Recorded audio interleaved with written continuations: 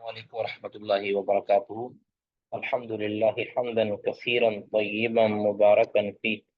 अल्लाहुम्मा सल्लि व सल्लिम अला नबिय्यिना मुहम्मदिन व अला आलिहि व सहबिहि व सल्लम तस्लीमन कसीरा। रब्बि इश्रह ली सदरी व यस्सिर ली अमरी वहलुल उक़दतम मिन लिसानी यफ़क़हू क़ौली। बाबु ज़ियादतिल ईमानी व नुक़सानिही। ईमान की कमी और ज़्यादती, इसका बयान कि ईमान में ज़्यादती और कमी होती है। ये अहले सुन्ना वल जमात का मौक़िफ़ है। इस वाले से कई एक मौक़िफ़ पाए जाते हैं अहले इल्म का, या अहले इल्म कह लें या लोगों का, इसमें इख्तलाफ है। बाज़ कहते हैं कि ईमान में ज़्यादती भी होती है और कमी भी होती है, और कुछ कहते हैं कि ना इसमें कमी होती है और ना ही ज़्यादती होती है। कुछ ऐसे हैं जो कहते हैं कि इसमें ज़्यादती तो होती है लेकिन कमी नहीं होती। ठीक है, दुरुस्त और सही मौक़िफ़ यही है, जैसा कि सलफ़ का है, कि ईमान बढ़ता भी है और कम भी होता है, इसमें कमी ज़्यादती कमी पेशी होती है।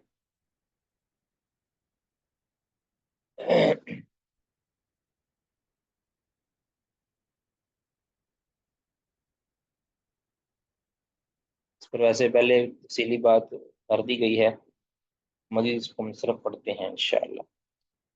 इमाम बुखारी रहमतुल्लाह ने शुरू के अंदर भी इसके ऊपर बात की है। अभी मज़ीद इमाम बुखारी मुर्जिया और मुतज़िला और ख़वारिज वगैरह पे रद्द कर रहे हैं, क्योंकि वो जो है ख़वारिज और मुतज़िला ये ईमान के सही होने के लिए, यानी ये आमाल को ईमान में दाखिल समझते हैं, लेकिन उससे, या कहते हैं कि अगर किसी ने कोई गुनाह किया है तो वो कुल्ली तौर पर ईमान से खारिज हो जाता है। यानी वो सेहत, ईमान की सेहत के लिए शर्त करार देते हैं आमाल को। अगर किसी ने मिसाल के तौर पर नमाज को तर्क किया तो उनके नज़दीक वो काफिर हो गया।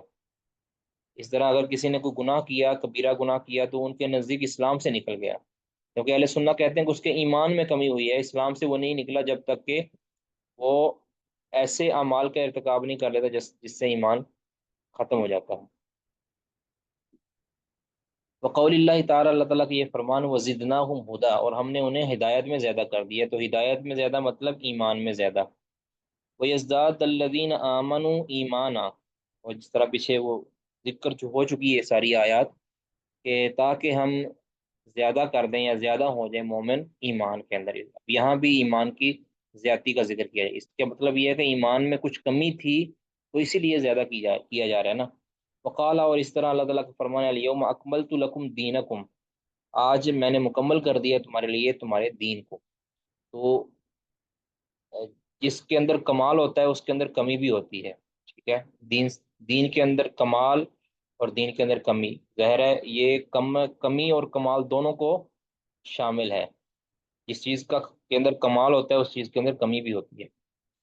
फ़ैज़ा तारा का शय्यम मिनल कमाली, अब इमाम बुखारी खुद फरमाते हैं कि अगर वो कमाल में से कोई चीज़ तर्क करेगा तो हुआ नाकिस, तो वो नाकिस होगी, यानी उसमें कमी आ जाएगी। तो ये इस्तिदलाल है इमाम बुखारी का ईमान की ज़्यादती और कमी पर, और ये इंतहाई कह लें कि दकीक इस्तिदलाल है। पढ़िए जी, किसी का सवाल है तो सवाल कर सकते हैं, बाकी पढ़िए जी। ताजवर साहब आप पढ़िएगा। अस्सलामु अलैकुम। अऊज़ु वालेकुम बिल्लाहि सलाम। अस्समीइल अलीम मिनश शैतानिर रजीम मिन हमज़िही व नफ़्ख़िही व नफ़्थिही। बाबु बाबु ज़ियादतिल ईमान व नुक़सान। इमाम बुखारी हदथना मुस्लिम इब्न इब्राहीम قال حدثنا هشام قال حدثنا قتادة عن أنس عن النبي صلى الله عليه وسلم قال يخرج من النار من قال لا إله إلا الله وفي قلبه وزن شعيرة من خير، نکلے گا آگ سے جس کسی نے کہا ہوگا لا الہ الا اللہ، اللہ کے بغیر کوئی بھی معبود برحق نہیں، اس حال میں کہ اس کے دل میں ایک جو کے دانے کے برابر بھی خیر ہو۔ ويخرج من النار من قال،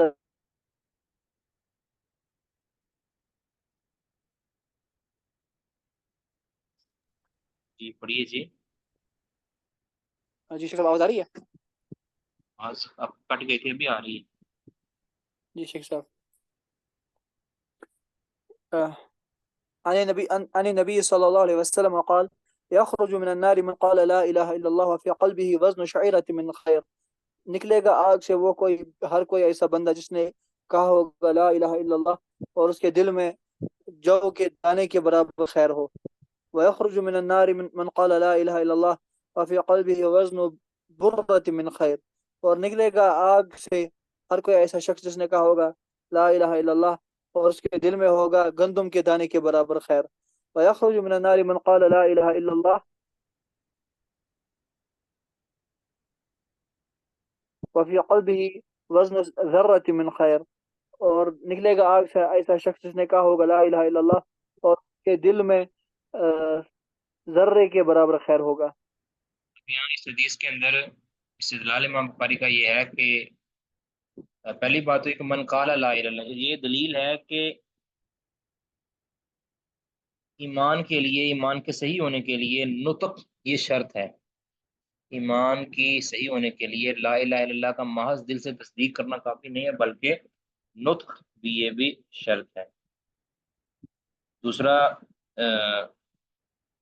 یہ جو وزن و شعیرہ، وزن غرہ، وزن ذرہ، یہ استدلال ہے امام بخاری کا کہ خیر یا دین، بعض روایتوں کے اندر جو الفاظ آتے ہیں دین کے الفاظ بھی آتے ہیں، تو یہ تقاضا کرتا ہے اس چیز کا کہ جیسے یہ شعیرہ کا جو وزن ہے، شعیرہ کا جو حجم ہے یہ بڑا ہوتا ہے، اور اس کے بعد برہ کا وزن جو حجم ہے وہ کم ہوتا ہے. اس طرح برہ کے مقابلے میں ذرہ کا وزن کم ہوتا ہے.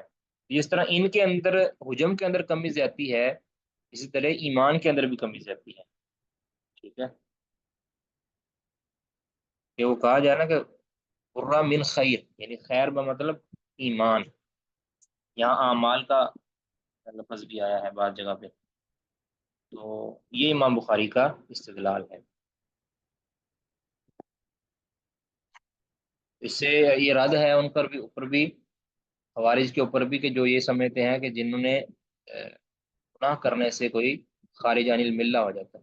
معتزلہ کہتے ہیں وہ خارج عن الملہ ہوتا ہے لیکن کفر میں داخل نہیں ہوتا، بلکہ منزلہ بین المنزلتین کا رہ جاتا ہے. اور یہ ایک ہوائی چیز ہے، کوئی منزلہ بین المنزلتین نہیں ہوتا، کہ نہ وہ کافر ہے نہ وہ مومن ہے، وہ درمیان میں پتہ نہیں کہاں جائے گا وہ.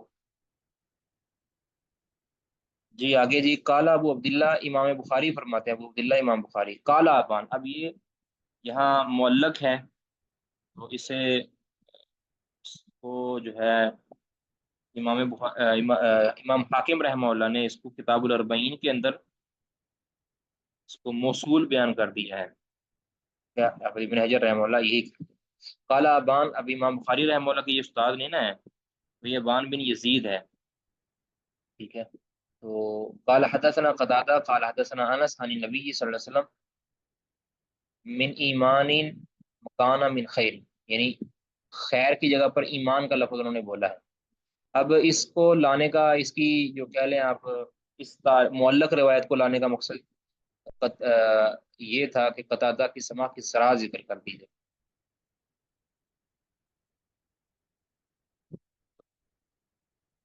اب اس کو موصول اس لیے نہیں لایا کہ امام بخاری کی شرط پر نہیں تھی، اس لیے اس کو موصول ذکر نہیں کیا، معلق ذکر کر دیا. جی کسی کو سوال تو نہیں جی؟ شیخ مطلب یہ جو کہا جاتا ہے امام بخاری جب بالجزم روایت کریں، بالجزم معلق کریں تو ان کے ہاں وہ حسن یا صحیح ہوتی ہے، تو پھر یہ کہا جا سکتا ہے کہ امام بخاری کے ہاں یہ من ایمان والے لفظ ثابت ہیں.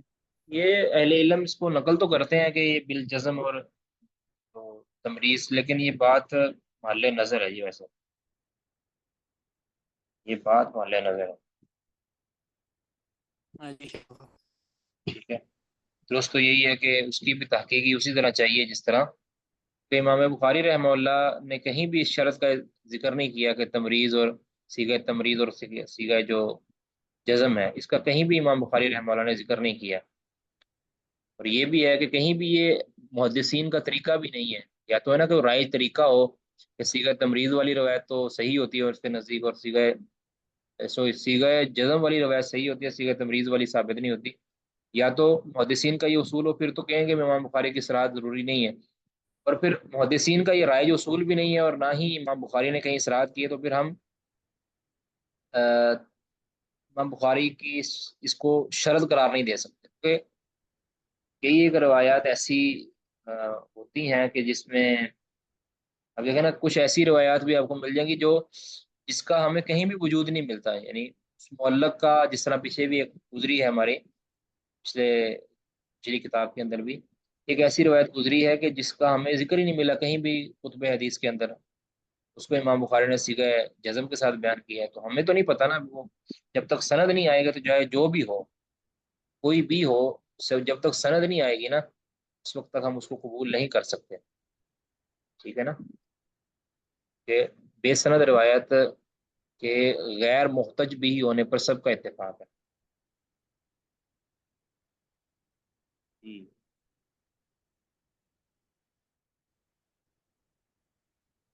قال حدثنا الحسن بن الصباح قال قال الإمام حدثنا الحسن بن الصباح سمع جعفر بن عون قال أمية قيس بن مسلم طارق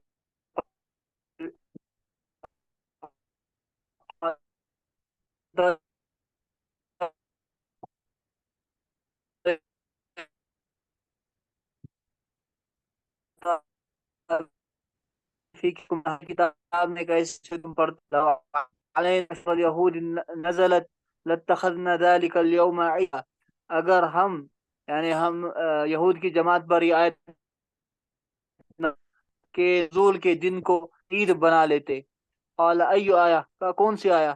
قال اليوم اکملت لكم دینکم واتممت علیکم نعمتی ورضیت لكم الاسلام نازل ہوئی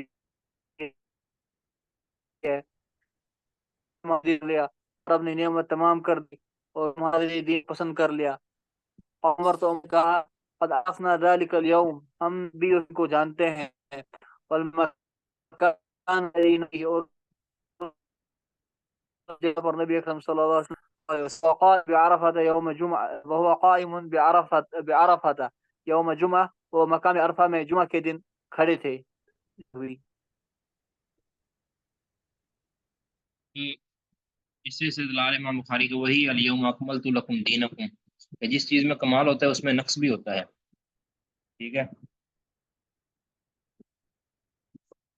اب یہ جو اللہ رجل من الیہود ہے نا، تو اس سے مراد بعض روایتوں میں آیا کہ یہ کعب احبار ہیں رحمہ اللہ، ٹھیک ہے، اس وقت یہودی تھے، انہوں نے کہا، اور بعض روایتوں میں سے بعض روایتوں میں یعنی صحیح بخاری کی بعض روایت کے اندر ان الناس من الیہود آیا ہے کہ کچھ لوگوں نے پوچھا کچھ لوگوں نے سیدنا عمر سے کہا، تو ہو سکتا ہے کہ دونوں، ایک شخص نے بھی کہا ہو دوسروں نے بھی کہا ہو یا ساتھ وہ بھی ہوں، تو نسبت سب کی طرف کر دی گئی، واللہ اعلم۔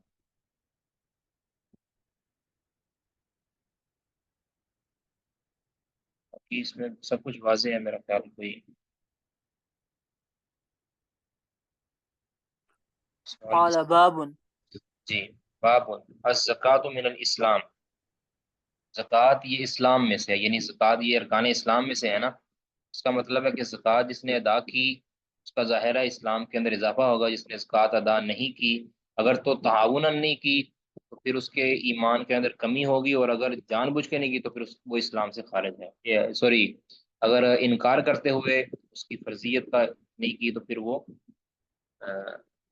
کافر ہے، اس سے قتال کیا جائے گا۔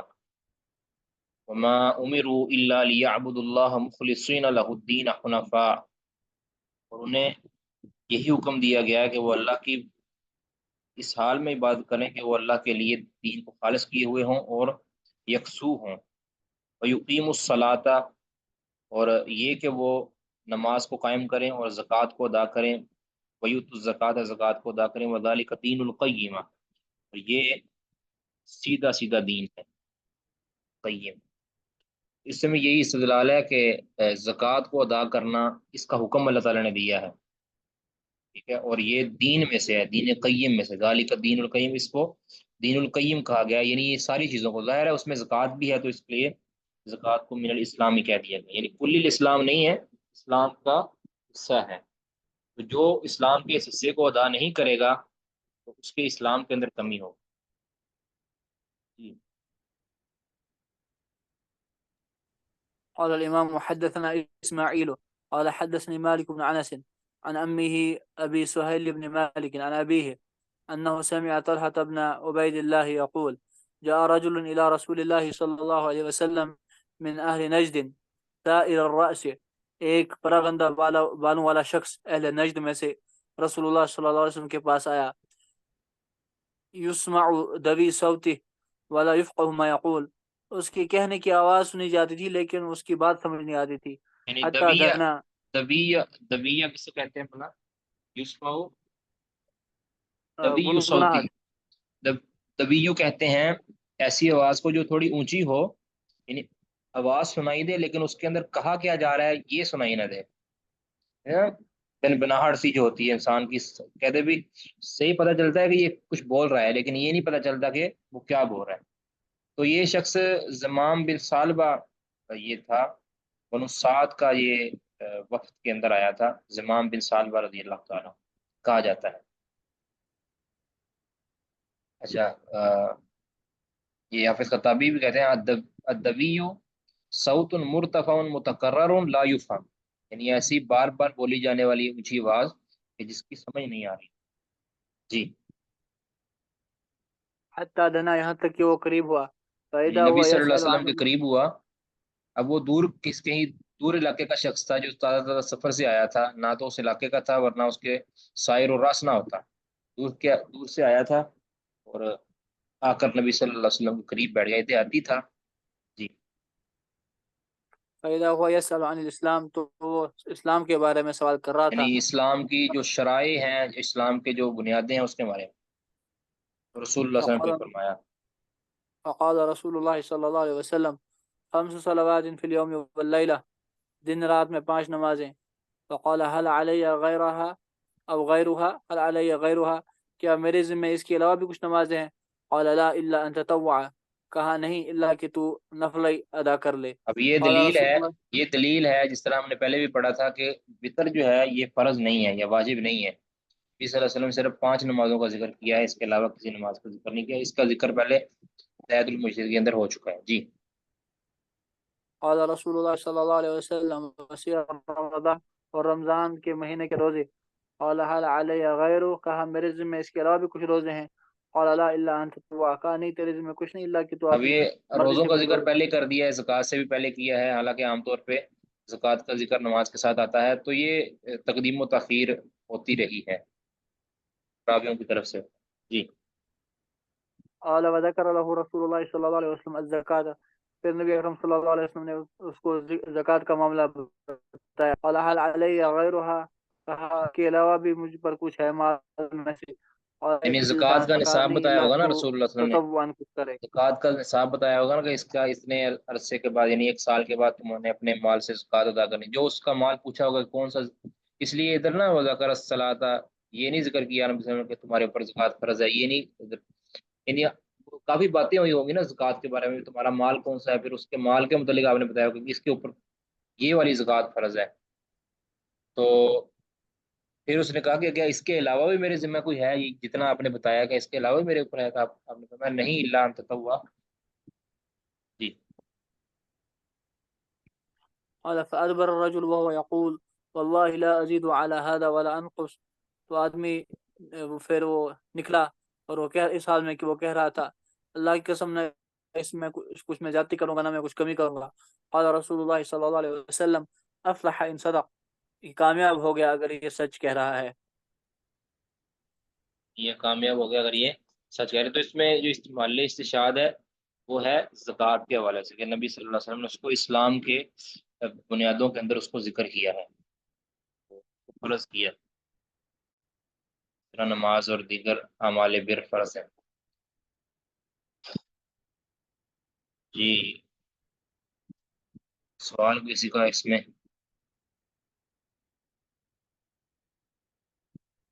اور بھائی پڑھنا چاہتے ہیں؟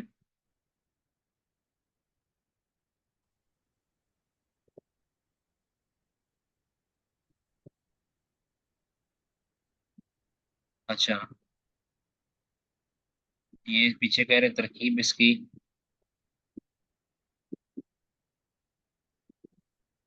لو علینا معاشر الیہود، معاشر الیہود، یہ اس کو اختصاص کہتے ہیں، ٹھیک ہے. لو علینا اختص یا اخص معاشر الیہود، یہ معاشر الیہود بن جائے گا، اس کا مفعول بن جائے گا اخص، جو یہ اختص، یہ جو اس کا فعل فاعل اس کا معذوف ہے، اس کا بن کے یہ علینا اس کے متعلق ہو جائے گا.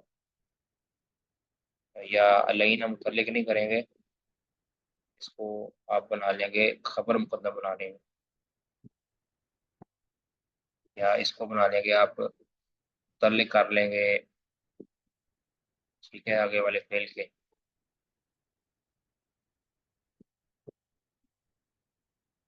اس کو بلکہ آپ وہ بنا لیں گے نا، اللہ علینا، اس کو نکال لیں گے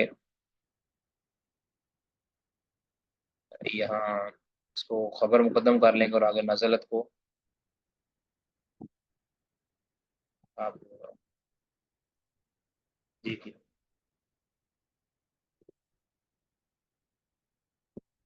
آگے نزلت کو اس کی مبتدا بنا لیں گے، بلکہ جو اس میں خبریاں ہو جائے گا. اور بھی اس کی ترکیبیں ہو سکتی ہیں، کہ اصل جو ترکیب یاد رکھیے نا، ترکیب جو ہوتی ہے نا، جو اصل ترکیب ہے وہ ہے، اس کو کہتے ہیں جزوی ترکیب. یہ جو ہماری جو ہے نا یہ ہمارے بعد کی یہ بدعت ہے، اس کو میں تو بدعت ہی کہتا ہوں، کہ پوری پوری جملے کی ترکیب کرنا. عام طور پہ جو ہے نا اعراب ہوتا ہے وہ ہے کہ علینا کیا اعراب ہے اس کا، رفعی حالت ہے، جزمی حالت ہے، جری حالت ہے، یہ کیا بن رہا ہے، معاشر الیہود یہ منصوب کیوں ہے جی، یہ بتانا، بس اسی کو ترکیب کہتے ہیں عام طور پہ. نازلت کیا ہے، اس کو ترکیب کیا کہ بس آگے گزر جاتے ہیں. باقی یہ جو پورا پورا جملہ بناتے ہیں نا، اس کے اندر پھر کئی ایک چیزیں نا آ جاتی ہیں، کئی ایک اختلافات آ جاتے ہیں، تو اس کو پھر کسی بھی صورت پر معمول کر سکتے ہیں. پر کب یہ معاشر الیہود جو آپ کا مطلوب تھا وہ ہے، اس کو اختصاص کہتے ہیں. نحن معاشر الانبیاء، جس طرح مثالیں اس کی موجود، واضح جی.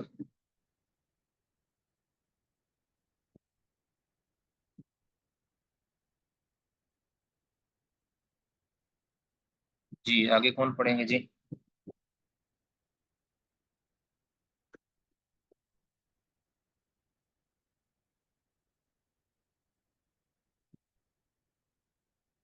اور پڑھنا چاہتے ہیں کہ یا تاجور صاحب ہی پڑھتے رہیں؟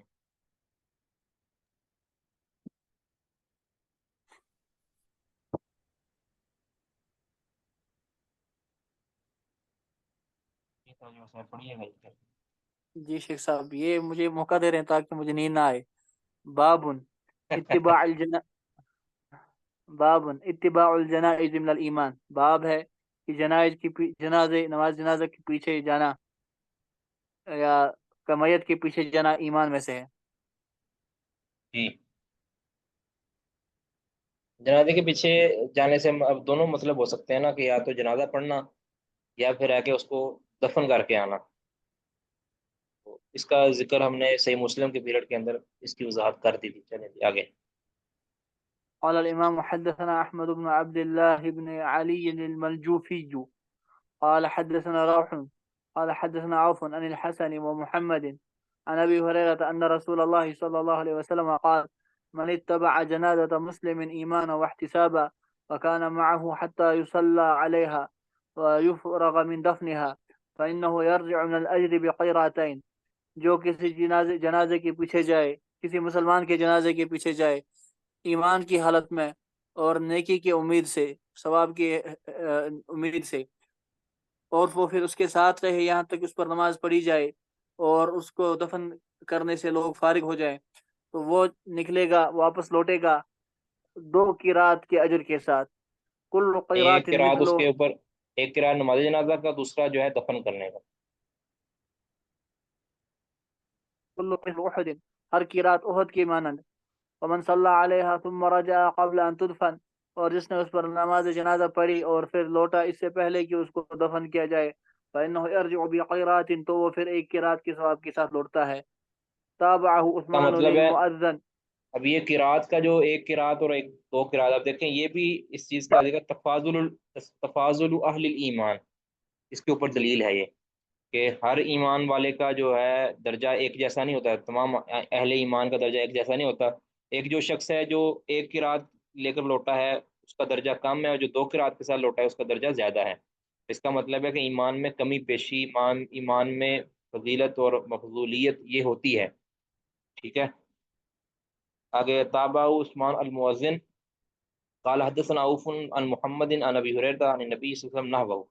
اچھا اوپر دیکھیں کہ اوپر عن الحسن و محمد عن ابی ہریرہ، یہاں جو امام بخاری رحمہ اللہ نے یہ مطابت کی ہے تو اس لیے کی ہے کیونکہ جو حسن بصری ہے نا، حسن بصری، ان کا سیدنا ابو ہریرہ سے سما نہیں ہے، ٹھیک ہے، اس کا ابو ہریرہ سے سما نہیں ہے، تو یہ مرسل ہونی تھی ورنہ۔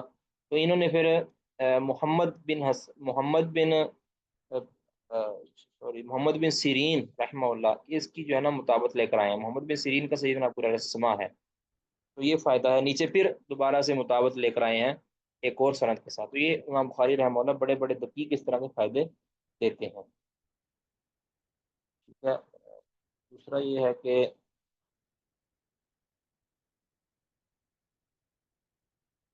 باقی تو میرا خیال واضح ہے، کوئی ایسی بات اس میں نہیں ہے۔ سوال تو نہیں کسی کا؟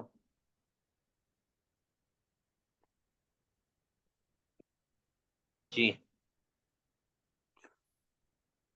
باب جی۔ خوف المؤمن باب خوف المؤمن من ان يحبط عمله وهو لا يشعر. باب بن مومن کی، من ان يحبط، جی شیخ صاحب، من ان يحبط يحبط، عمله، جی شیخ صاحب، من ان يحبط عمله وهو لا يشعر. باب مومن کے خوف کے بارے میں کہ اس کو اس کے عمل ضائع نہ ہو جائیں اس حال میں کہ اس کو پتہ بھی نہ ہو.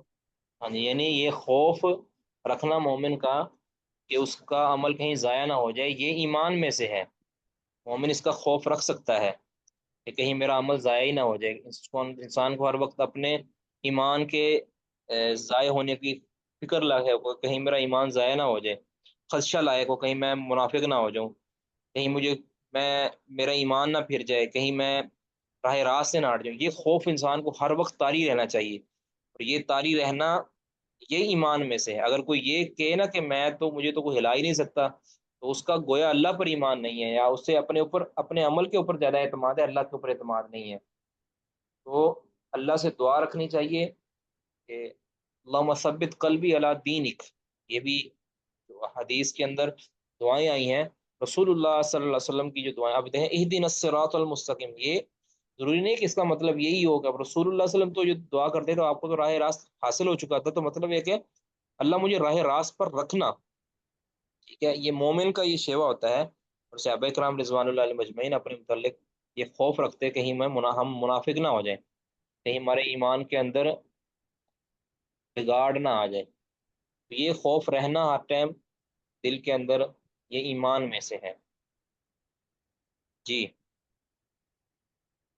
شیخ صاحب یہ ایمان میں استثناء انشاءاللہ میں مومن ہوں، اس کے بارے میں جو اختلاف ہے یہ کیا ہے؟ مجھے شیخ صاحب اس کا کچھ بس یہ علم اصل نہیں. میں احناف جو ہے نا، احناف کہتے ہیں کہ یہ جو ایمان میں استثناء یہ جائز نہیں ہے، اہل سنت تو کہتے ہیں یہ جائز ہے۔ اہل سنت کہتے ہیں کہ انشاءاللہ میں مومن ہوں، وہ کہتے ہیں کہ تمہیں اپنے ایمان میں شک ہے، ہمیں ایمان میں شک نہیں ہے، اللہ کے اوپر ایمان میں شک نہیں ہے، ہمیں اس میں شک ہے کہ کہیں اللہ میرا ایمان قبول کرے گا، مجھے حقیقت میں ایمان کا درجہ حاصل ہوا ہے یا نہیں ہوا، اس میں شک ہے۔ تو یہ عاجزی ہے، انکساری ہے، شک کی بات اس میں نہیں ہے بالکل بھی۔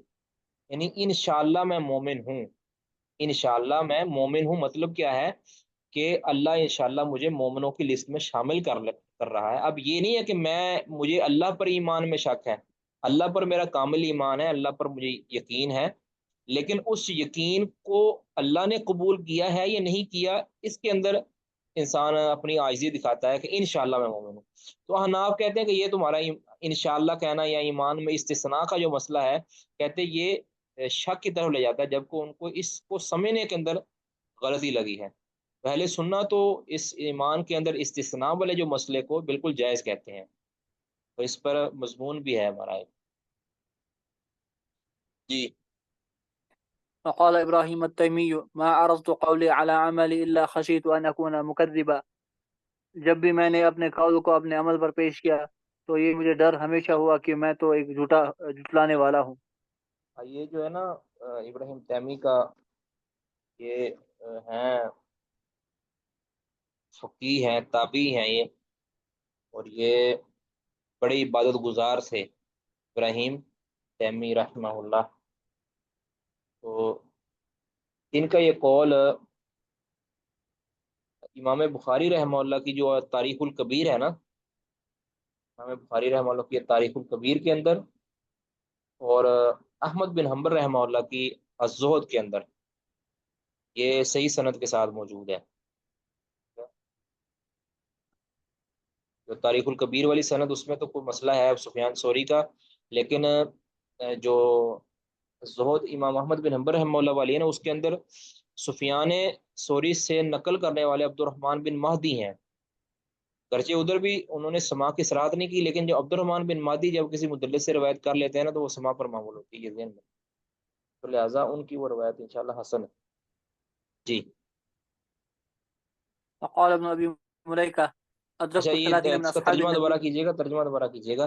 ما عرضت قولی علی عملی، میں نے اپنے قول کو اپنے عمل پر پیش نہیں کیا، الا خشیت، مگر جب بھی میں نے پیش کیا تو مجھے خدشہ لاحق ہوا کہ ان اکونا مکذبا یا مکذبا، دونوں ٹھیک ہے، دونوں علیہ علم نے آپ ذکر کیا مکذبا، مجھے خدشہ لاحق ہوا کہ مجھے جھٹلا دیا جائے گا، یعنی لوگوں کے سامنے اگر پیش کیا جائے نا کہ میرا قول اور میرا عمل، تو مجھے جھٹلا دیا جائے گا کہ تم تو اپنے قول و عمل کے اندر تمہارا تضاد ہے، جو تم کہتے ہو تم کرتے نہیں ہو، ٹھیک ہے، یا مکذبہ کہ یا میں خود جھٹلاؤں گا اپنے آپ کو بھی، میرا تو کھاتے ہی کوئی نہیں ہے، تو یہ ان کو جو ہے نا اس طرح کا وہ خوف رکھتے تھے، میرا تو جو میں کہتا ہوں مطلب لا الہ میں پڑھتا ہوں، لیکن میرا عمل اس کے تقاضوں کے مطابق نہیں ہے، یا میں دین کو اسلام مانتا ہوں لیکن میرا اس کے اوپر عمل ہی نہیں ہے صحیح طرح، تو یہ انسان کو اپنی عاجزی دکھاتے رہنا چاہیے اور اپنے اوپر ہمیشہ خوف رکھنا چاہیے، اور اپنے اعمال کو سراہنے کی بجائے اس کو کوسنا چاہیے کہ یار تو کیا کر رہا ہے، اس کا جائزہ لیتے رہنا چاہیے،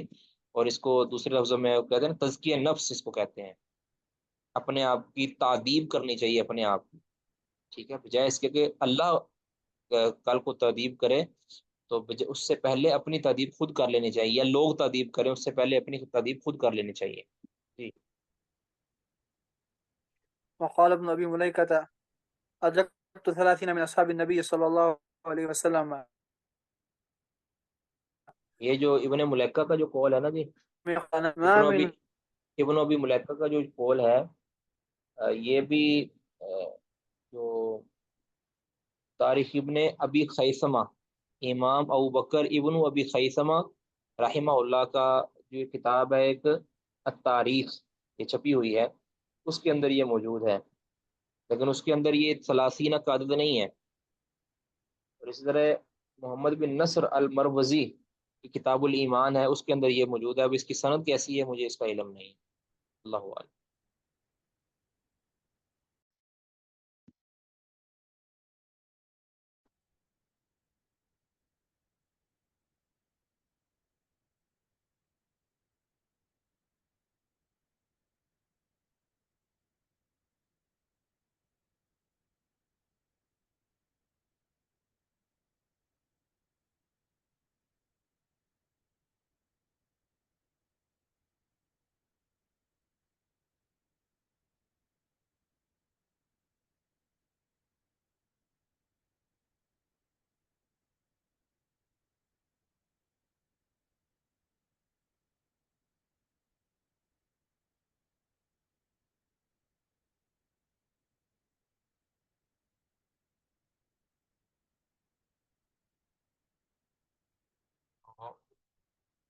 اس کی سند کا علم نہیں، میں بھی آپ کو دیکھ کے بتا دیتا ہوں تاکہ یہ مسئلہ حل ہی ہو جائے۔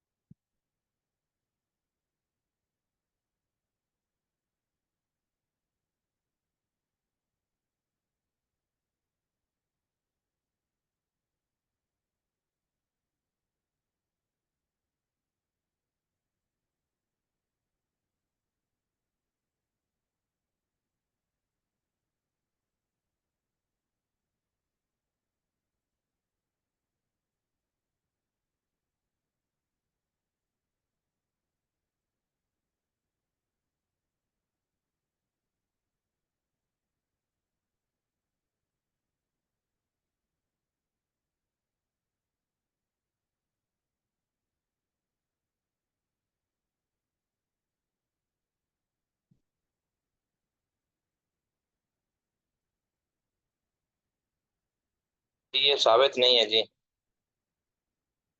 یہ جو ابن ابی ملیکہ والا قول ہے نا، یہ بسند صحیح ثابت نہیں ہے۔ یہ اگلا قول یہ پڑھیے گا آگے، یہی قول یعنی پڑھیے گا۔ جی شیخ صاحب، وقال ابن ابی ملیکہ، میں نے پڑھا تھا شیخ صاحب، ابن ابی ملیکہ کہتے ہیں کہ میں اصحاب نبی صلی اللہ علیہ وسلم میں سے 30 کو ملا ہوں، یہ جن کو میں نے یہ دیکھا کہ وہ اپنے بارے میں نفاق سے ڈرتے تھے، ان میں سے کوئی ایک یہ نہیں کہتا تھا کہ اس کا ایمان جبریل اور میکائیل کے ایمان کی طرح ہے۔ اب یہ انہوں نے رد کیا ہے مرجیہ پر، جو کہتے ہیں کہ ایمان یہ تصدیق فقط کا نام ہے، اور اس میں جبریل اور ابلیس جو ہے نا یہ سارے برابر ہیں۔ تو یہ کن پہ رد ہے پھر؟ مرجیہ پر، کیا مگر اس کی صنعت جو ہے نا وہ ثابت نہیں ہے۔ یہ معجم الکبیر اوسط کے اندر یہ مرفوع بھی آئی ہے، لیکن وہ بھی ضعیف ہے۔ آگے جی۔ شیخ آج اشعری ہیں یا متحدی ہیں، ان کا ابھی بھی جی یہ نظریہ ہے کہ ابلیس اور جبریل کا ایمان برابر ہے۔ کس کا جی؟ جو شیخ صاحب آج کل یہ اشاعری ان کا طریقہ ہے۔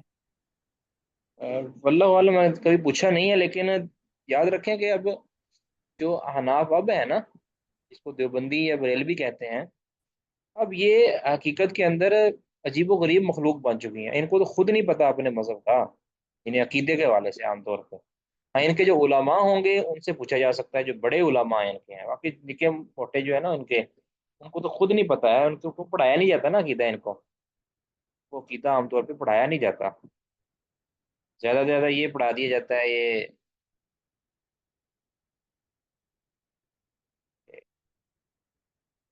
کہتے جیسے ہیں وہ یہ نصفی کی کتاب کوئی پڑھائی جاتی ہے ان کو۔ نصفی کی عقائد نصفیہ۔ جی اب شیخ میں نے وہ پڑھی نہیں ہے، صاحب۔ واللہ اس میں کیا لکھا ہے میں نے نہیں پڑھی وہ، لیکن یہ ہے کہ عقیدے کو بنیاد ہی نہیں نا بنایا جاتا ہے ان کے ہاں۔ ہمارے ہاں تو کوئی رفع الدین نہ کرے، لیکن اس کا عقیدہ صحیح ہو تو ہم اس کو اہل سنہ کہتے ہیں، اہل حدیث کہتے ہیں۔ ان کے ہاں جو رفع الدین کرتا ہے، ان کے ہاں وہ حنفی نہیں ہے، ان کے ہاں وہ حنفی نہیں ہے، چاہے اس کا اگر کوئی رفع الدین نہیں نہ کرتا، سارے جو فقہی مسائل ان کے مطابق اختیار کرتا ہے، چاہے اس کا عقیدہ شیعوں والا بھی ہے نا، ان کے ہاں وہ حنفی ہے، یاد رکھیں۔ کہ یہ انہوں نے بنیاد جو حنفی جو ہے نا، اس کی بنیاد فقہی مسائل پر ہے، اس عقیدے کی بنیاد پر نہیں ہے۔ اسی لیے اعناف کے اندر کئی عشری ہیں، کوئی ماتریدی ہیں، کوئی قدری ہیں، کوئی ان کے پرانے علماء میں گزرے کوئی رافضی بھی تھے، اس لیے ان کے اندر رافضیت داخل ہو گئی ہے، اور اس کا شکوہ کئی علماء اعناف نے کیا بھی ہے کہ ہم اپنے عقیدے کی جو ہے نا وہ حفاظت نہیں کر سکے، کہ بنیاد جو ہے وہ مسائل تھا ان کے، اہل حدیث یا اہل سنہ جو ہے، ان کی بنیاد یا ان کا امتیاز عقیدہ ہے، اس لیے جو بھی عقیدے کے اندر خرابی پیدا کرے گا وہ اس مسلک اہل حدیث سے خارج ہو جائے گا، چاہے وہ رفع الدین آمین کہتے ہی رہے۔ جی جی شیخ مطلب، وَيُذْكَرُ عَنِ الْحَسَنِ، حسن بصری سے نقل کیا جاتا ہے کہ انہوں نے کہا، ما خافہ الا مومن، اپنے ایمان کے بارے میں مومن کو ڈر ہوتا ہے، وَأَمِنَهُ الا منافق، اور اپنے ایمان کے بارے میں بے فکر صرف منافق ہی ہوتا ہے، وما يحضر من الإصرار على النفاق والإسيان من غير توبة لقوله تعالى، اور باب اس اب بارے میں یہ کہ جو ایک منٹ ڈر ہے ایک منٹ ایک منٹ کہ ایک منٹ گناہوں پر۔ حسن بصری کا یہ جو قول ہے، یہ فریابی کی کتاب ہے، جعفر فریابی کی کتاب، اس کے اندر صفات المنافق اس کے اندر یہ موجود ہے، اس کو اب دیکھنا پڑے گا کہ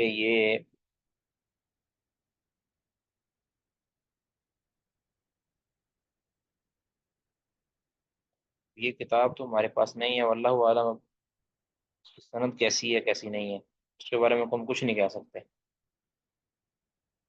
جی، وما یحذر، وما یعنی يهذر وما يحذر من الإصرار على النفاق والعصيان غير توبة، اور اس بارے میں باب کہ نفاق اور توبہ کے بغیر گناہوں پر اصرار کرنے کے پر ہاں، اللہ یہ تعالیٰ کے ڈرا، فرمان کی اس وجہ کے سے بارے کہ میں جو ولم خوف يصروا۔ ہے نا، اس کے بارے میں جو خوف رہا جائے کہ نفاق ہوئی، نفاق سے مراد یہاں یعنی عملی نفاق ہے، نفاق اور عصیان یعنی گناہ اور گناہ اور یہ نفاق عملی، اس پر مصر رہنا یعنی اس پر ہمیشگی کرنے کے اوپر بغیر توبہ کے اس پر ہمیشگی کرنا، اس کا جو خدشہ ہے، یہ خطرہ ہے، اس کا بیان لقول اللہ تعالیٰ، کیونکہ اللہ تعالیٰ کا فرمان ولم یصروا علی ما فعلوا وهم یعلمون، یہ جو مومن اللہ کے بندے ہیں وہ اپنے گناہوں پر اصرار نہیں کرتے، وهم یعلمون اس حال میں کہ وہ جانتے ہو، یعنی جانتے مجھتے ان کے گناہ ہو جائیں تو اس پر اصرار نہیں کرتے۔ جو مومن بندوں کی شیوا ہوتے فلا یامن مکر اللہ الا القوم الظالمون الا القوم الخاسرون، جو اللہ کے مکر یعنی انسان کو خطرہ ہوتا ہے نا کہ کہیں اللہ تعالیٰ میرے ساتھ کوئی چال نہ کر دے، مکر بمانا یہ ہمارے انسانوں والا مکر نہیں ہے، یہ مکر اللہ کا جو صفت مکر ہے، کہیں اللہ تعالیٰ کی کوئی تدبیر میرے اوپر سرزد نہ ہو جائے اور کہیں اللہ تعالیٰ میرے ساتھ میرے ایمان کے ساتھ کہیں کوئی تدبیر نہ کر دے اور میرا ایمان نہ جاتا رہے۔ تو یہ جو خاسرون ہے نا، یعنی جو خسارے والے لوگ ہیں، وہی اللہ تعالیٰ کے مکر سے بے خوف ہو جاتے ہیں، یہ مومن ہر وقت اللہ کے مکر سے ڈرتا رہتا ہے، کہیں میرا کوئی نقصان نہ ہو جائے، کہیں میرا نقصان نہ ہو جائے، تو ہر وقت وہ اللہ تعالیٰ سے ڈرتا رہتا ہے، تمنا رکھتا ہے کہ اللہ تو میرے ایمان کی سلامتی رکھنا۔ تو یہ ایمان ہے، اور یہی نفاق کا خوف انسان کو ایمان کے اوپر ثابت قدم رکھتا ہے۔ اور جو شخص بے خوف ہو جاتا ہے نا کہ مجھے گمراہ نہیں کر سکتا، سب سے بڑا گمراہ وہ بن جاتا ہے، ٹھیک ہے؟ اللہ تعالیٰ کی لاٹھی بے آواز ہے، کسی وقت بھی اس کے اوپر لاٹھی پڑ سکتی ہے۔ یہ جو لوگ کہتے ہیں نا کہ میں گمراہوں کی کتابیں پڑھ لوں اور مجھے کوئی کچھ ہو نہیں سکتا، یہ غلط بات ہے، ہمیشہ خوف رکھنا چاہیے۔ اسی لیے اہل سنہ والجماعت جو عوام الناس کو اہل بدعت سے قطع تعلقی کا حکم دیتے ہیں، اہل بدعت کے ساتھ مجالست سے منع کرتے ہیں، اہل بدعت کے ساتھ جو معاملات کرنے سے منع کرتے ہیں، کیوں؟ کیونکہ کہیں ان کی بدعت ان کو خارج کی طرح لگ نہ جائے۔ اور جو علماء ہیں وہ چونکہ انہیں بھی اپنے اوپر خدشہ رہنا چاہیے، ان کے ساتھ مصالحت یا کسی معاملے کے اندر ان کے ساتھ مجالست وہ کی جا سکتی ہے، لیکن اس معاملے کے اندر جو ہے اس قدر منہمک ہو جانا کہ انسان کو جو ہے وہ خدشہ لاحق ہو کہ کہیں میرا ایمان نہ جاتا رہے۔ اسی لیے جو کبار علماء تھے نا پرانے، اگر ان کے ساتھ کوئی بحث و مباحثہ کرتا تھا نا، اور کیا اسے کہتے ہیں کہ بے جا بحث کرتا تھا، تو وہ اس سے کرارا ہو جاتا، کہتے بھی ہمیں اپنے ایمان کی فکر ہے، تو کتاب اللہ کے اندر جھگڑا کرو، اور کتاب اللہ کے اندر بغیر ضروری تعمق کے اندر جاؤ تو یہ انسان کو گمراہی کی طرف لے جا سکتی ہے۔ جی، کسی کا کوئی سوال یہاں تک تو کر سکتے ہیں جی؟ یہ ان پہ اوپر رد ہے ہر اعتبار سے،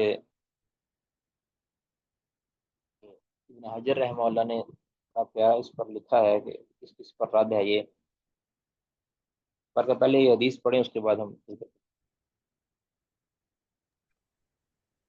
قال حدثنا محمد بن عرعرة قال حدثنا شعبة عن زبيد قال سألت أبا وائل عن المرجئة فقال حدثني عبد الله أن یعنی ابو النبي وائل صلى سے الله میں نے عليه کہتے زبید کہتے ہیں کہ میں نے ابو وائل سے مرجیہ کے بارے میں پوچھا، ٹھیک ہے؟ یہ زبید بن حارث ہیں، یہ کہتے ہیں میں نے مرجیہ کے بارے میں، یعنی مرجیہ کے عقیدے کے بارے میں پوچھا، مرجیہ کے قول کے بارے میں پوچھا کہ یعنی جو مرجیہ یہ کہتے ہیں نا کہ اگر کوئی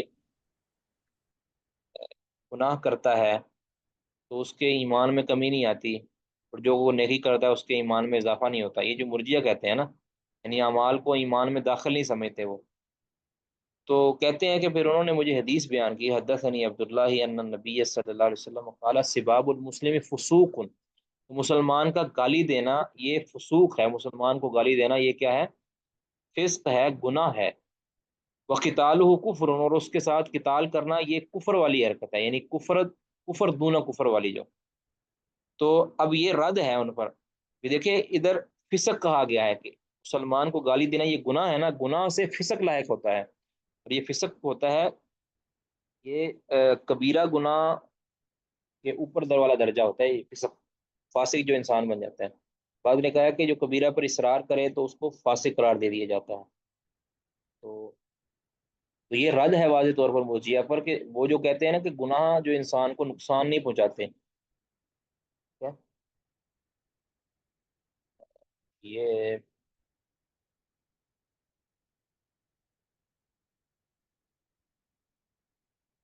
تو اس کا مطلب ہے کہ جو مسلمان کو گالی دینا ہے، مسلمان کو برا بلا سب جو ہے نا، اس کا مطلب ایسی نامناسب بات کرنا کسی کے بارے میں جس سے اس پر عیب لگانا لازم آتا ہو، ایسی نامناسب بات جس سے، اب اس کو گالی ہمیشہ اس کا معنی نہیں کرنا، برا بلا کہنا، نامناسب بات کرنا، تنقید کرنا، یہ ساری اس کے معنی آتے ہیں۔ تو یہ فسوق ہے۔ اب ظاہر ہے کہ کسی مسلمان پر تنقید کرنا یہ تو فسوق نہیں ہے نا، ٹھیک ہے؟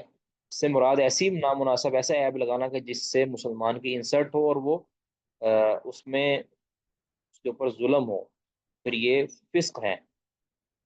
تو اب اس فسق اس کا مطلب ہے گناہ انسان کو نقصان پہنچاتے ہیں، اس کا انسان کو فاسق بناتے ہیں۔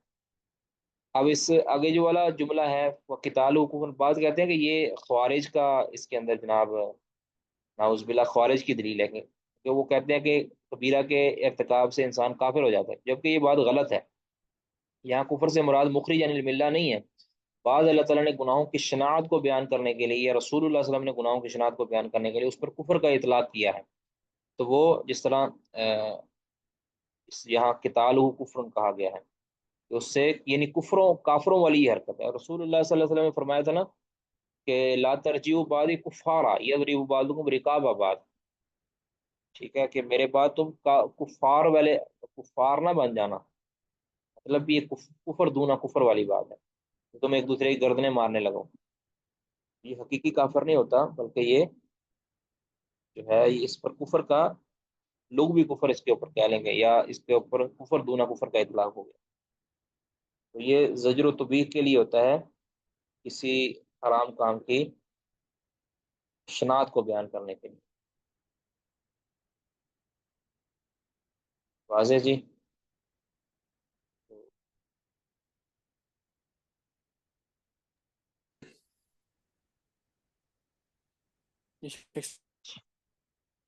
جی قال قتيبة بن سعيد قال حدثنا إسماعيل بن جعفر عن حميد عن أنس قال أخبرني عبادة بن صامت أن الله صلى الله عليه وسلم يخبر بليلة القدر، نبی اکرم صلی اللہ علیہ وسلم نکلے لیلۃ القدر کے بارے میں خبر دینے کے لیے۔ فتلاح رجلان من المسلمین، تو مسلمانوں میں سے دو آدمی نے آپس میں شور شرابہ کیا، جھگڑا کیا۔ فقال انی خرجت لاخبرکم بلیلۃ القدر، میں تو نکلا تھا کہ تمہیں میں لیلۃ القدر کے بارے میں خبر دوں۔ وانه تلاح فلان و فلان، انہوں نے جھگڑا کیا، فرفعت، تو مجھ سے یہ علم اٹھا لیا گیا۔ وعسى ان يكون خير لكم، امید ہے یہ تمہارے لیے بہتر ہوگا کہ یہ خبر اٹھا لی گئی۔ التمسوها في السبت، تم اسے ڈھونڈو پانچویں سات جب راتیں باقی ہو، یا 9 راتیں باقی ہوں، یا 5 باقی ہوں۔ یہ شیخ صاحب ایسا کیا ویسے 25ویں 27ویں اور 29ویں رات ہے۔ یہ دونوں معنی کیے گئے ہیں، ابن حجر رحمۃ اللہ نے دونوں معنی کیے ہیں، کہ دونوں کا جو نا احتمال ہے کہ ساتویں رات میں، 9ویں رات میں اور 5ویں رات میں تلاش کرو۔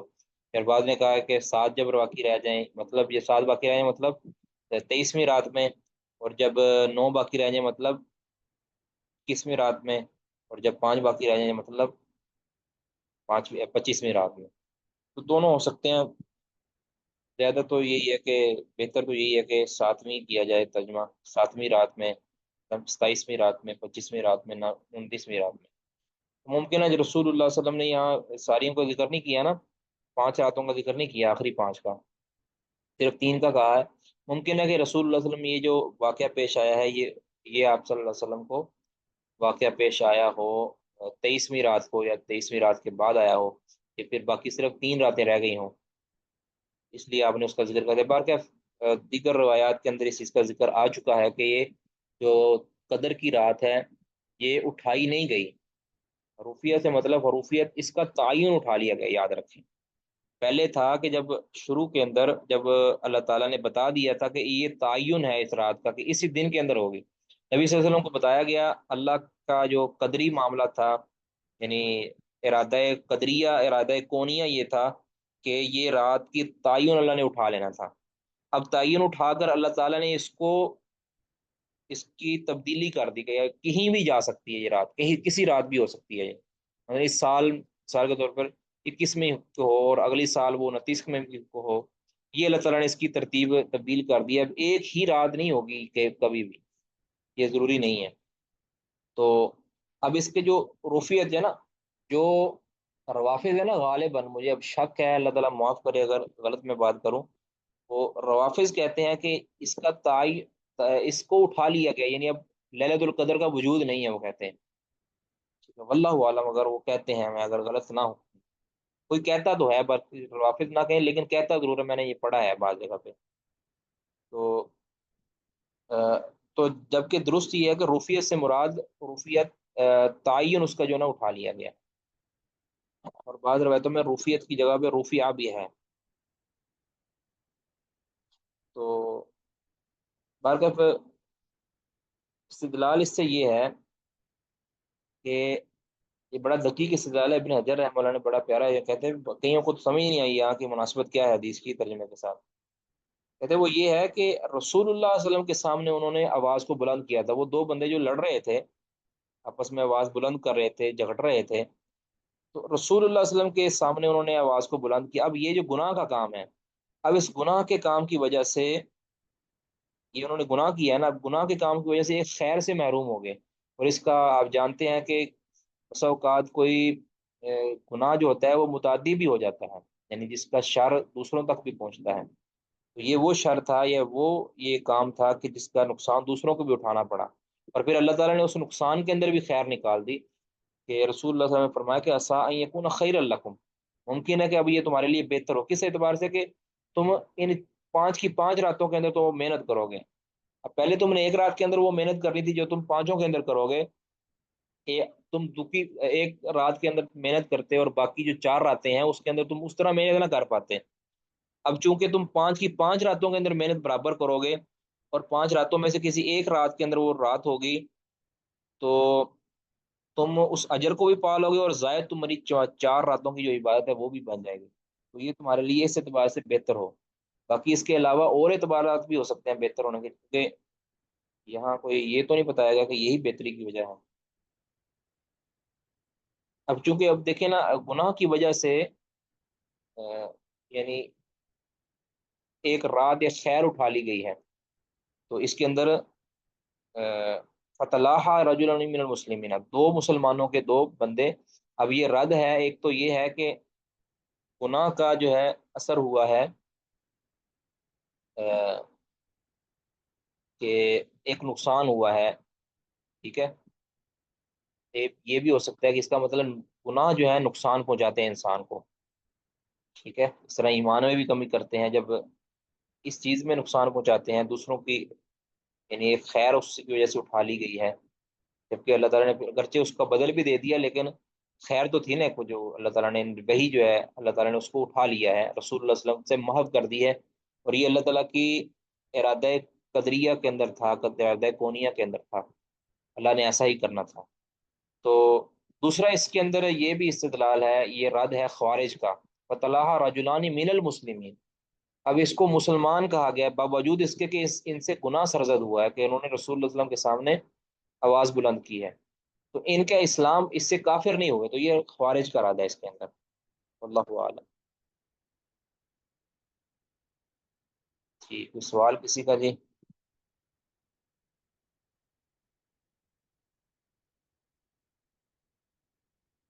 کوئی سوال نہیں؟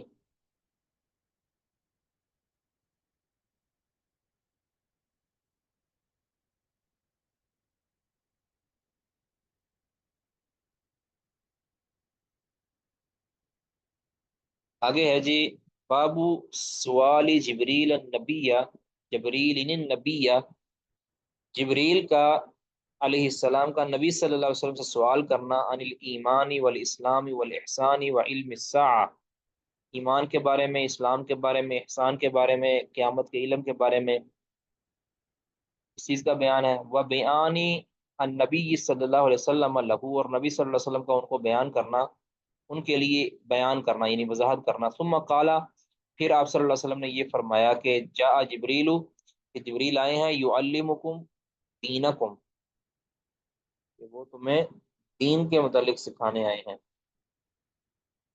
فجعل ذلک کلہ، نبی صلی اللہ علیہ وسلم نے بنا دیا اس ساری چیزوں کو، اس ساری چیزوں کو کیا قرار دیا؟ دینن، دین قرار دیا، یعنی قیامت کا علم، احسان، ایمان، یہ سب کو کیا کہا؟ دین کا لفظ اس پر بولا ہے۔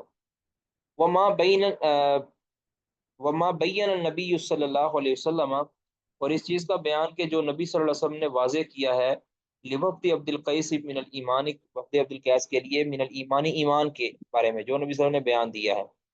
وقولی ہی تعالیٰ، اللہ تعالیٰ کا یہ فرمایا، ومن یبتغ غیر الاسلام دینا فلن یقبل منہ، کہ جو اسلام کے علاوہ کو تلاش کرے گا تو اس سے وہ قبول نہیں کیا جائے گا۔ آپ جانتے ہیں نا کہ امام بخاری رحمہ اللہ اپنے ابواب سے یہ ذہن دینا چاہتے ہیں کہ ایمان اور اسلام کے اندر بسا اوقات مغایرت ہوتی ہے، یعنی ایمان کا معنی اور ہوتا ہے، اسلام کا معنی اور ہوتا ہے۔ بسا اوقات ان کے اندر موافقت، یعنی ہم معنی ہوتے ہیں، یہ اسلام اور ایمان ہم معنی ہوتے ہیں۔ تو یہ ادھر بھی یہی ہے کہ ایک جگہ پہ تو یہ ہے کہ ایمان اور اسلام کو الگ الگ ذکر کیا جیسے جبریل کے اندر، ٹھیک ہے، پھر ان دونوں پر دین کا لفظ بھی بول دیا ہے، ساری چیزوں پر دین کا لفظ بھی بول دیا ہے۔ اور پھر وقت عبد القیس کے لیے ایمانیات، ایمان کا لفظ بولا ہے اسلام کے ارکان کے اوپر بھی، کہ اس طرح ومن یبتغ غیر الاسلام دین فلن یقبل منہ۔ اب یہاں جو ایمان اور اسلام یہاں ایک ہی معنی کے اندر ہے، ٹھیک ہے۔ تو باہر کے پہلے عرض کیا تھا کہ جہاں اسلام ذکر کیا جائے اکیلا، سیاق و سباق اس کے غیر ایمان کے اوپر دلالت نہ کرے، یعنی اس کو ظاہری اعمال کے اوپر دلالت کرنے کے لیے نہ اکیلا بولا جائے، مفرد بولا جائے، تو اس کے اندر اس ایمان بھی داخل ہوتا ہے، اور جہاں ایمان بولا جائے وہاں اسلام بھی داخل ہوتا ہے۔ اور جہاں کہیں ایمان اور اسلام کو الگ الگ ذکر کیا جائے، عام طور پہ اگر دلالت نہ کرے اس پر، کوئی اس کے خلاف پر دلالت کچھ نہ کرے، یعنی قرینہ نہ پایا جائے، تو ایمان اور اسلام کے اندر فرق ہوتا ہے۔ ایمان پھر قلبی اور حقیقی معنی کے اندر ہوتا ہے، اور اسلام جو ہے وہ ظاہری اعمال کے اوپر ہوتا ہے۔ اس کی دلائل پیچھے ذکر ہو چکے ہیں۔ کسی کا کوئی سوال ہے یہاں تک تو وہ کر سکتے ہیں، باقی پھر پڑھیں۔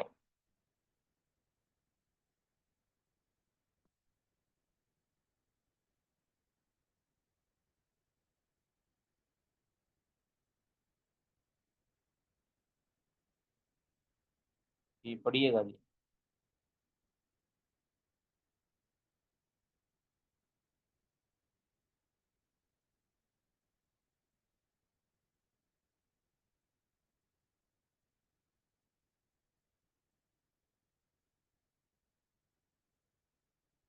تاجور صاحب پڑھیے گا۔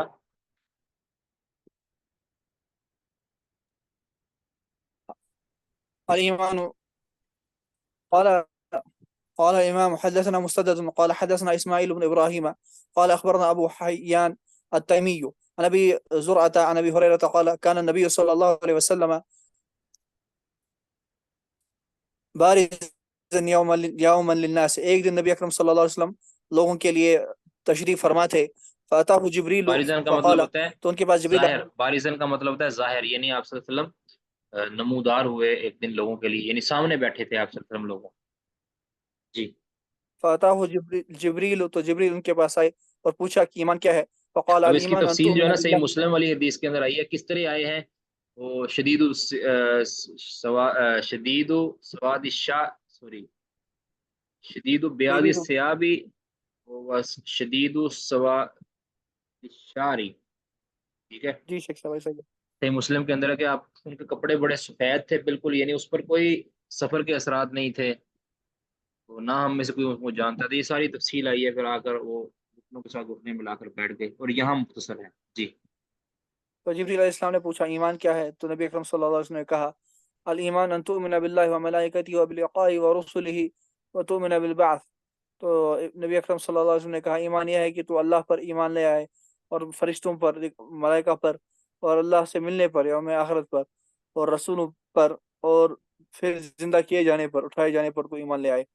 तो फिर शख्स ने पूछा माल इस्लाम? जिब्रील अलैहिस्सलाम ने पूछा इस्लाम क्या है? قال الإسلام أن تعبد الله ولا تشرك به وتقيم الصلاة وتؤدي الزكاة المفروضة وتصوم رمضان। تو नबी अकरम सल्लल्लाहु अलैहि वसल्लम ने कहा इस्लाम यह है कि आप इबादत करें अल्लाह की और आप शिरक न करें और आप नमाज अदा करें और ज़कात अदा करें और रोज़े रखें रमज़ान की। कहा ihसान क्या है? قال أن تعبد الله كأنك تراه। अब अल्लाह की इस तरह इबादत करें गोया कि आप उसे देख रहे हैं। फ़इन तकुन तराहु फ़इन्नहु यराक। क्योंकि अगर आप उसे नहीं देख रहे वो तो आपको देख रहा है। قال यानी متى इस الساعة। कैफियत के साथ इबादत करनी है कि मैं अल्लाह को देख रहा हूँ। ऐसे तो अल्लाह को सामने दुनिया में कोई नहीं देख सकता। अहले सुन्नत का इत्तिफाकी अकीदा है, हालत यक़ज़ान में यानी बेदार की हालत में कोई दुनिया के अंदर अल्लाह को नहीं देख सकता। कोई भी आंख अल्लाह को नहीं देख सकती दुनिया के अंदर। तो ये मुराद यहाँ क्या है कि आपका यानी ईमानी लेवल इस तरह का होना चाहिए या आपकी कैफियत दिल की इस तरह होनी चाहिए गोया कि मैं अल्लाह को सामने, यानी जब अल्लाह को सामने बंदा देखेगा, ये तसव्वुर करे ना, वो इबादत का उसको लज्जत कैसी आएगी। यानी अल्लाह को सामने देखकर बंदा जो इबादत करेगा उसके अंदर ना दुनिया का ख्याल होगा ना किसी और का ख्याल होगा, फ़कत अल्लाह की तरफ तवज्जो होगी। और फिर उसका दूसरा दर्जा क्या है कि अगर ये कैफियत पैदा नहीं होती कि मैं देख रहा हूँ, तो ये कैफियत पैदा हो कि अल्लाह मुझे ऊपर देख रहा है, मेरे ऊपर नजर रखे हुए है। तो जब ये कैफियत, जब किसी का ये खौफ हो या किसी का ये तमन्ना हो कि मुझे वो देख रहा है, फिर इंसान का अमल खालिस हो जाता है। तो ये एहसान है। याद रखें, इखलास का आला तरीन दर्जा एहसान है। और एहसान का आला तरीन दर्जा ये है कि अंताबुदल्लाह का अन्ना कतराहु, कि मैं ये जो भी इबादत है, याद रखें यहाँ सिर्फ नमाज नहीं है, कोई भी इबादत, सदका कर रहा है, नेकी कर रहा है, कोई भी नमाज पढ़ रहा है, कुरान पढ़ रहा है, इसके अंदर ये कैफियत हो कि अल्लाह रब्बुल इज़्ज़त मुझे मुलाहजा कर रहा है या मैं अल्लाह को मुलाहजा कर रहा हूँ, तो इंसान के ईमान की कैफियत ही बखरी होगी। जी। قال متى الساعة। तो जिब्रील अलैहिस्सलाम ने पूछा क़यामत कब है? قال मल मसऊलु अन्हा बिअअलम मिन अस्साइल। नबी अकरम सल्लल्लाहु अलैहि वसल्लम ने कहा जिससे सवाल पूछा जा रहा है वो सवाल पूछने वाले से ज़्यादा नहीं जानता। वसअख़बिरुका अन अशरातिहा। हाँ, मैं आपको इसके निशानियों के बारे में खबर दूंगा। इज़ा वलदतिल अमतु रब्बतहा। इज़ा वलदतिल अमतु रब्बहा। जब एक लौंडी अपने मालिक को जनेगी। वइज़ा ततावला रुआतुल इबिल अलबुहुम फिल बुनियान। जब अ, ऊँटों को चराने वाले ब- अ, इमारतों में एक दूसरे से रवातुल तूल में इबिल सबकत। अलबुहम, अलबुहम का यानी स्याह ऊँटों को चराने वाले। जी शेख साहब। सिया ऊँटों को चराने वाले इमारतों में एक दूसरे से सबकत लेने की कोशिश करेंगे, यानी जी। तूल में। फी खमसिन ला यअलमुहुन्ना इल्लल्लाह। ये क़यामत का मामला ये उन 5 चीज़ों में से है जिसको अल्लाह के बगैर कोई नहीं जानता। सुम्मा तलन नबी सल्लल्लाहु अलैहि वसल्लम। फिर नबी अकरम सल्लल्लाहु अलैहि वसल्लम ने ये आयत पढ़ी इन्नल्लाह इंदहु इल्मुस साअह। अल्लाह के यहाँ ही है क़यामत का इल्म। अल आया। तुम अदबरा। फिर वो आदमी, फिर जिब्रील अलैहिस्सलाम गए। फ़क़ाल रुद्दूहु।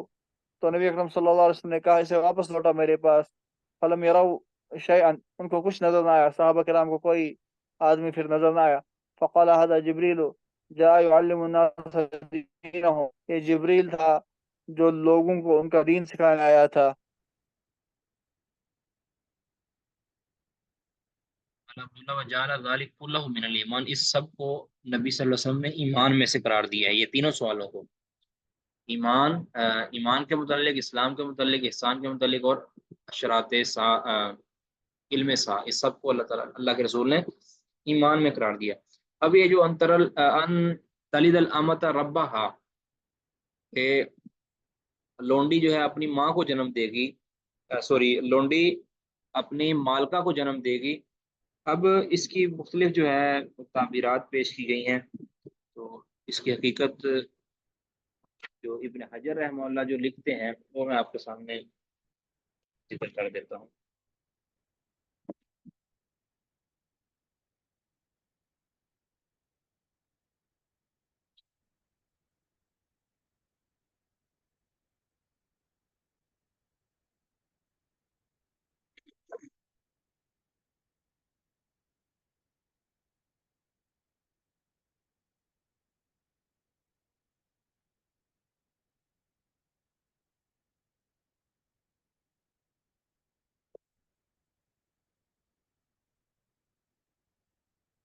ابن حجر رحمۃ فرماتے ہیں وقد اختلف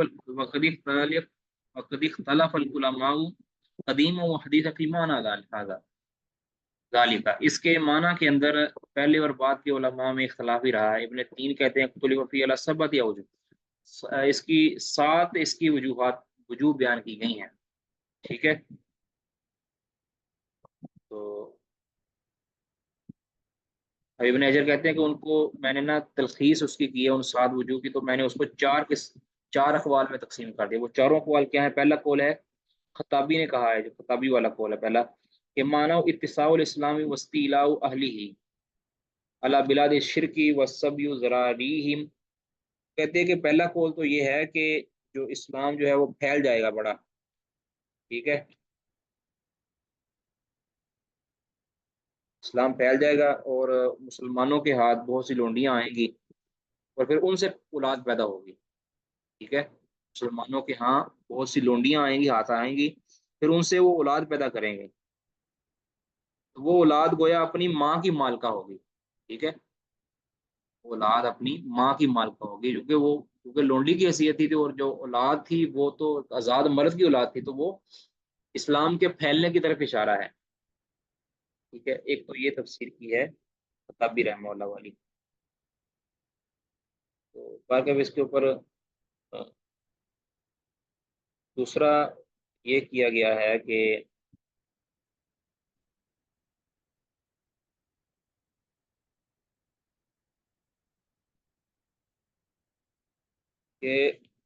جو سردارہ ہوگی، یعنی جو سردارہ ہوگی وہ اپنی امہات لونڈیاں کو جو ہے نا، بلد کو جو ہے نا وہ فروخت کر دے گی، یعنی جو سردار ہوں گے یا جو آقائے ہوں گے وہ اپنے ولد لونڈیوں کو وہ فروخت کر دیں گے، اور ایسا بکثرت ہوگا، ٹھیک ہے۔ تو یہ بھی ہو سکتا ہے اس کا معنی۔ اس کے علاوہ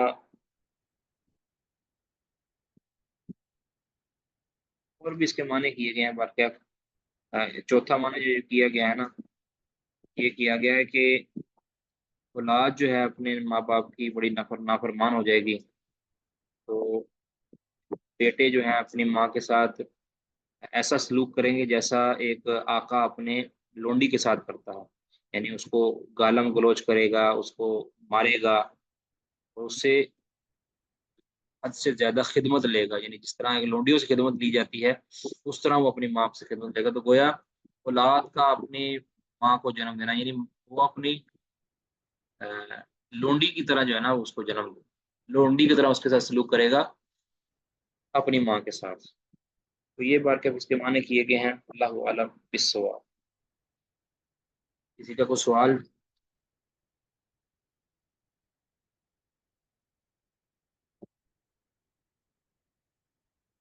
ٹھیک ہے جی، سبحانک اللہم و بحمدک، اشہد ان لا الہ الا انت، استغفرک و اتوب الیک۔ السلام علیکم ورحمۃ اللہ۔